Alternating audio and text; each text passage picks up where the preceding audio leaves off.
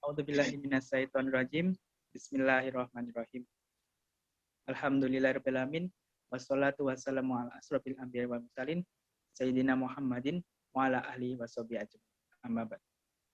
Segala puji syukur kita panjatkan kepada Allah Subhanahu wa taala yang telah memberikan kita kesehatan jasmani serta rohani sehingga kita dapat berkumpul pada pembelajaran hari ini. Sholawat serta salam semoga selalu tercurahkan kepada junjungan Nabi besar Muhammad SAW yang kita nantikan syafaatnya. Nah, pada pembelajaran kali ini mari kita awali dengan saya mengucapkan salam ya. Assalamualaikum warahmatullahi wabarakatuh. Waalaikumsalam warahmatullahi wabarakatuh. Bagaimana kabarnya adik-adik sekalian? Alhamdulillah baik. Alhamdulillah Pak, baik-baik. Alhamdulillah ya. Selain itu kita dapat kembangkan kembali meskipun kita dalam kondisi yang seperti ini, dalam kondisi pandemi COVID-19. Dan tidak terasa kita telah menyambut datangnya bulan Ramadan.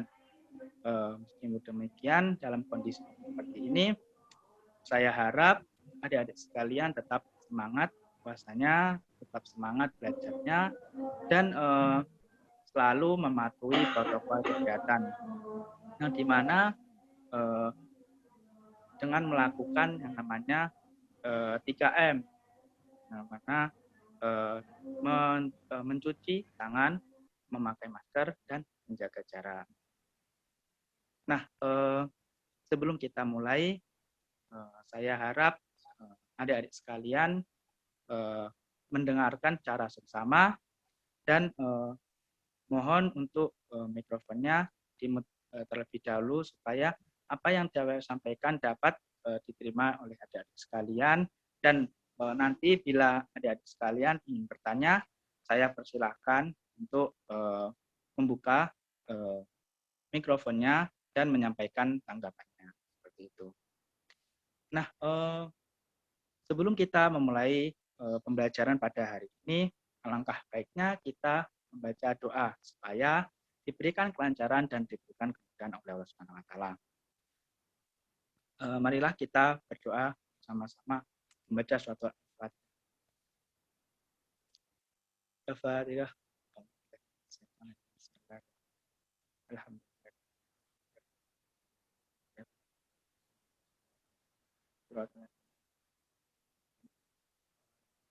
Amin, amin ya rabbal alamin. Nah, saya absen terlebih dahulu ya. Ini kelas berapa ya? Kelas 10 MIPA 3, benar ya? Benar. Benar Pak. Ya, oke. Untuk nama Mahfudiah. Silakan. Hadir Pak. Oh iya. Kemudian Al-Kafi Sifaul Mawadah. Hadirah Pak. Oh iya. Alhamdulillah semuanya telah hadir semuanya ya. Oh, iya, ngomong-ngomong ini sudah kelas 10. Enaknya saya panggil adik-adik atau teman-teman ya? Teman-teman aja mungkin ya. Biar lebih akrab. Iya Pak. Bagian sudah teman aja. beranjak dewasa. Oke. Nah, silahkan dibuka buku mata pelajarannya atau LKS-nya ya. Nah, di situ tertera pada halaman 10. Yang dimana kita akan membahas mengenai makna mencintai Al-Quran sebagai pedoman hidup manusia. Nah, silahkan sudah dibuka semuanya. Benar Pak. Sudah Pak. Oh iya. Nah, di situ dijelaskan bahwasanya Al-Quran sebagaimana merupakan pedoman bagi seorang Muslim. Ya. Nah, sebagai seorang Muslim kita pastinya mengenal apa itu kitab Al-Quran. Nah, sini coba Mahfudiyah, silakan dibuka mikrofonnya. Saya beri pertanyaan bahwasanya apa yang dimaksud Al-Quran? Silakan Iya, Pak. ditanggapi.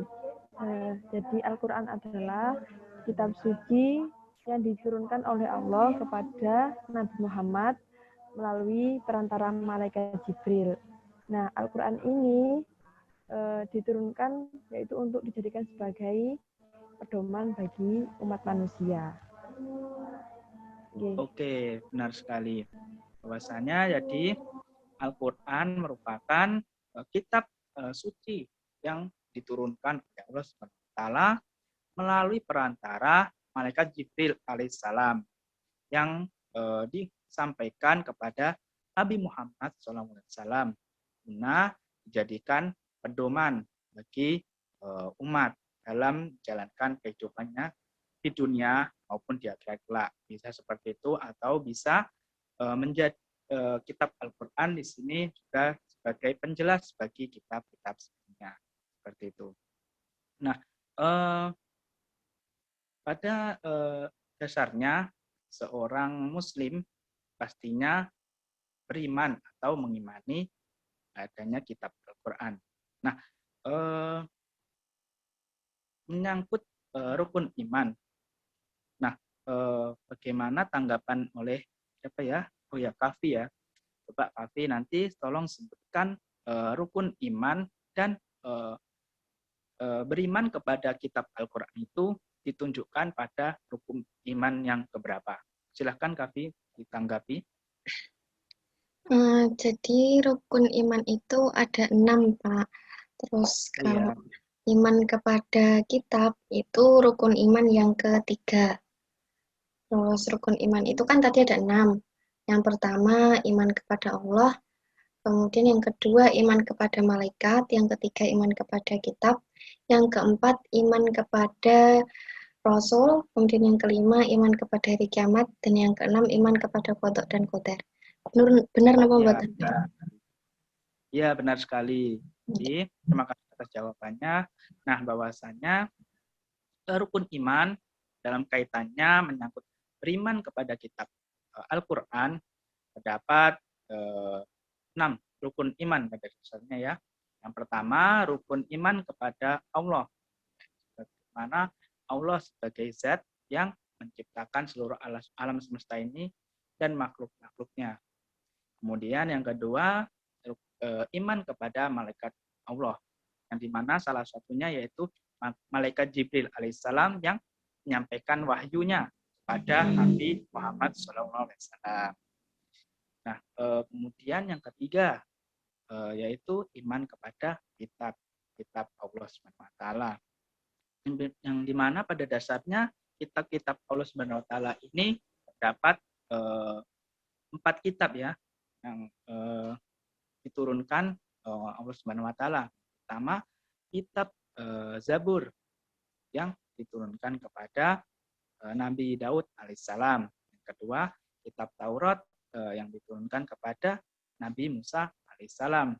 Kemudian kitab Injil yang diturunkan kepada Nabi Isa alaihissalam, dan terakhir Al-Quran yang diturunkan kepada Nabi Muhammad SAW.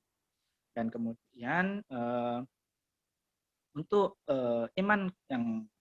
rukun iman yang keempat yaitu iman kepada Rasul, di mana kita wajib mengimani ada 25 Rasul. Dan kemudian iman kepada hari akhir, dan yang terakhir iman kepada qada dan qadar. Oke. Nah, lantas mengapa Al-Quran ini dijadikan sebagai pedoman bagi kehidupan manusia? Nah, hal ini disebabkan bahwasanya ajaran yang terkandung dalam Al-Quran akan membimbing manusia ke jalan yang benar dan memiliki akidah yang lurus, sehingga nanti dapat ditujukan untuk menjadikan kebahagiaan di dunia maupun ketika di akhirat kelak. Nah, oleh karenanya pemahaman terhadap Al-Quran itu sendiri harus penting, harus dijalankan oleh seorang Muslim karena dapat berpengaruh dalam kehidupannya. Bahkan sebagai seorang Muslim, kita juga harus mengamalkannya dalam kehidupan sehari-hari. Nah, hal ini juga telah difirmankan oleh Allah Subhanahu wa taala dalam salah satu ayat di dalam Al-Qur'an. Khususnya dalam Quran surat Al-Baqarah ayat 2 yang berbunyi Bismillahirrahmanirrahim. Dzalikal kitabul la raiba fihi hudal lil muttaqin. Yang artinya kitab Al-Qur'an ini tidak ada keraguan padanya serta petunjuk bagi mereka yang bertakwa. Menurut ayat ini dapat dijelaskan bahwasanya sebagai umat Islam kita tentu wajib untuk mengimaninya, mempercayainya, serta memahami atau bahkan mengamalkannya dalam kehidupan sehari-hari. Nah, sampai di sini ada pertanyaan terkait Al-Quran sebagai pedoman hidup. Silahkan, saya izinkan untuk mengaktifkan mikrofon. Saya Pak izin bertanya. Oh iya, Mahfudia, silahkan. Kan tadi kan sudah dijelaskan panjang lebar lah gitu ya. Terus yang saya mau tanyakan itu bagaimana cara mengamalkan Al-Quran dalam kehidupan sehari-hari? Wah, pertanyaan bagus sekali bahwasanya Mahfudia ini bertanya terkait bagaimana cara kita untuk mengamalkannya terkait Al-Quran ini dalam kehidupan sehari-hari. Nah, kita ambil contoh sederhananya. Pada waktu kecil kita pastinya belajar mengenai Al-Quran yang pada dasarnya dimulai dari Iqra, kemudian juz amma, kemudian belajar lagi hingga Al-Quran, yang dimana itu belajar pada TPQ masing-masing ya, dan diajarkan oleh ustadz-ustadz masing-masing. Nah, seperti yang kita ketahui, ustadz tersebut telah mengajarkan yang namanya Al-Quran atau bisa dibilang mengamalkan Al-Quran tersebut. Nah, lantas bagaimana kita misal bagaimana Pak kalau kita ini belum menjadi ustadz tapi pengen sekali untuk mengamalkan Al-Quran ini Ustadz. Nah, maka dari itu bisa kita ambil contoh, misal Mahfudia tadi mempunyai seorang adik ataupun saudara-saudara yang masih kecil. Nah, Mahfudia bisa mengajarkan Al-Quran, baik yang masih dasar seperti Iqra ataupun ke jenjang selanjutnya juz amma atau bahkan yang nantinya hingga Al-Quran tersebut. Nah, selanjutnya menyangkut implementasi atau pengamalan dalam kehidupan sehari-hari. Misalnya dalam hal sifatnya adalah perbuatan atau amaliyah. Nah, seperti halnya kita dalam menjalankan pedoman pada Al-Quran, kita juga bisa berpengaruh dalam perbuatan kita. Misal, kita dapat berlaku adil, yang dimana sebagai contoh adil bisa dikategorikan dalam menentukan sikap atau adil dalam menerapkan hukum atau adil dalam melakukan tata tertib di lingkungan sekolah maupun lingkungan masyarakat atau adil dalam hal yang lainnya. Selain itu juga kita bisa menjadi pribadi yang bersyukur, lebih bersyukur atas apa yang diberikan oleh Allah Subhanahu wa taala, yang dimana hal tersebut baik yang di dalamnya terdapat hal-hal yang bisa dibilang rugi atau namanya mungkin kenikmatan atau bisa cobaan. Nah, di situ kita bisa tetap bersyukur karena hal-hal tersebut datangnya dari Allah Subhanahu wa taala. Dengan berpedoman kepada kitab Al-Qur'an, maka kita lebih bisa mendekatkan diri kepada Allah Subhanahu wa taala.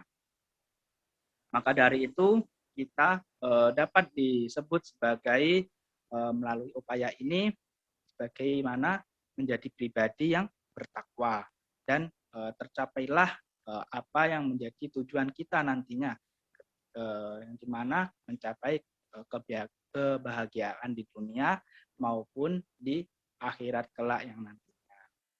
Seperti itu. Nah, sampai di sini mungkin ada yang ingin ditanyakan kembali untuk teman-teman sekalian. Sampun jelas sekali, Pak. Sampun, Pak. Nah, mungkin untuk selanjutnya saya akan memberikan tugas untuk teman-teman sekalian ya. Nah, tugasnya itu mungkin teman-teman sekalian bisa mencari beberapa ayat. Silahkan ditulis ya. Mungkin teman-teman sekalian bisa mencari beberapa ayat Al-Quran yang menjelaskan terkait implementasi kita dalam kehidupan sehari-hari. Misal, tadi saya menyinggung terkait berlaku adil. Nah, itu juga terdapat ayat Al-Quran yang menjelaskan tentang berlaku adil. Misal dalam Quran Surat Al-Maidah ayat 8. Nah, di situ juga tertera bahasanya berlaku adil dalam penjelasan ayat tersebut. Nah, mungkin minimal 3 ayat ya, nanti bisa dikumpulkan saya sebelum pertemuan minggu depan. Seperti itu. Ada yang kurang jelas mungkin terkait tugasnya? Silakan ditanyakan. Dikumpulkannya lewat apa, Pak? Oh iya, dikumpulkannya lewat Japri saya ya, Japri WA nanti itu dijadikan Word saja ya, jadikan Word, nanti dikumpulkan ke saya melalui Japri lewat WA ya. Nanti ditakutkan kalau lewat grup WA ada yang mencontek ya, takutnya seperti itu, maka dikumpulkan lewat Japri saya. Seperti Iya, itu. Pak. Yeah. Mungkin itu saja yang bisa saya sampaikan. Mungkin yang dapat kita ambil dari pembelajaran hari ini ialah bahwasanya Al-Quran sepatutnya menjadi pedoman bagi seorang Muslim, yang dimana hal tersebut ditujukan sebagaimana untuk menjalankan kehidupannya di dunia maupun nanti untuk bekal di akhirat kelak, yang dimana hal tersebut juga tertera pada kandungan di dalam Al-Quran tersebut. Dan untuk lebih jelasnya, marilah kita memahami dan mengamalkan apa yang terkandung dalam Al-Quran tersebut. Seperti itu. Nah, mungkin itu saja yang bisa saya sampaikan kepada teman-teman sekalian. Semoga bermanfaat. Juga saya harap teman-teman sekalian tetap semangat belajar meskipun dalam kondisi seperti ini. Saya berharap untuk kedepannya kondisi pandemi COVID-19 ini lekas untuk dimusnahkan sehingga kita dapat berkumpul kembali seperti pembelajaran pada sebelumnya ya. Untuk itu saya tutup. Kalau itu saya akhiri. Wassalamualaikum warahmatullahi wabarakatuh. Waalaikumsalam warahmatullahi wabarakatuh. Terima kasih, Pak. Terima kasih, Pak. Untuk selebihnya bisa hubungi saya di lewat WA ya. jika ada yang kurang jelas. Iya, Pak. Bahkan untuk keluar dari room ini.